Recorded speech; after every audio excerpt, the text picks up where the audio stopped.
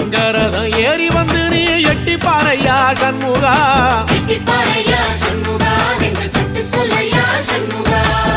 மருதமர சத்தியமாகும் அறுபடையும் சண்முகா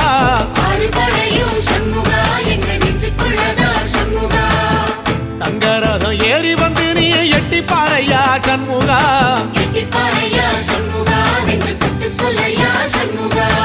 ஆதிசைவம் மேல சத்தியமா அந்த ஆனமுகம் மேல சத்தியமா